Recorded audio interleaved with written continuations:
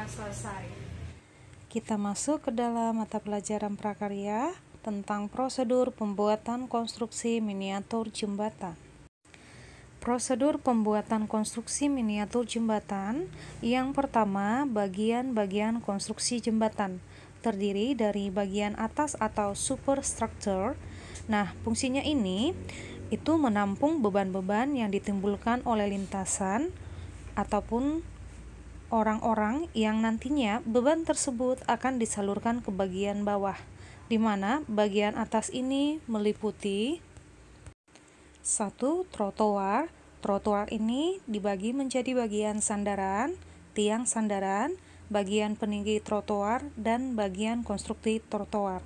Nah, yang kedua itu lantai kendaraan, yang ketiga balok diafragma, yang keempat balok gelagar, yang kelima ikatan pengaku, dan yang keenam perletakan.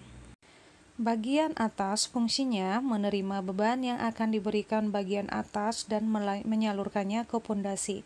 Ini meliputi pangkal jembatan dan pilar. Yang kedua, kita masuk ke alat dan bahan yang digunakan. Pertama, alat. Alatnya 1. Penggaris, fungsinya mengukur bahan supaya memiliki ukuran yang diinginkan.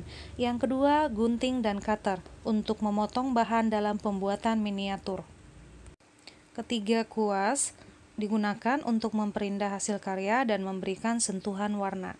Kita masuk ke bagian B, yaitu bahan. Yang pertama, korek api.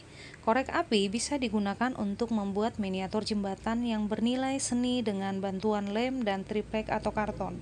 Nah, yang kedua, stik es krim bisa dimanfaatkan sebagai bahan untuk membuat miniatur jembatan. Dan yang ketiga, balok kayu. Yang ketiga, kita masuk teknik pembuatan miniatur jembatan. Teknik yang digunakan, yang pertama, teknik persambungan. Digunakan untuk menyambungkan atau menggabungkan dua benda atau lebih. Dan yang kedua, teknik penguatan. Digunakan untuk memperkuat sebuah bangunan.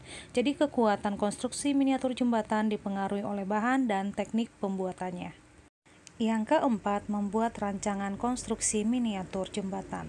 Yang pertama, rancangan bentuk atau sketsa merupakan sebuah gambaran bagaimana bentuk jembatan yang akan dibuat. Sehingga dalam tahap ini perlu menuangkan sebuah daya kreativitas. Nah, yang kedua, rancangan dalam pembuatan.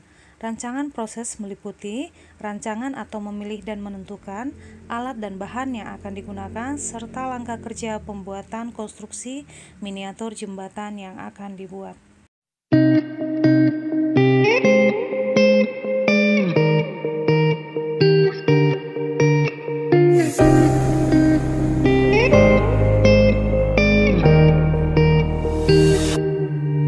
Demikian pembelajaran kita hari ini. Semoga anak-anak kami tetap dalam keadaan sehat dan pandemi segera berlalu sehingga kita dapat bertatap muka di sekolah.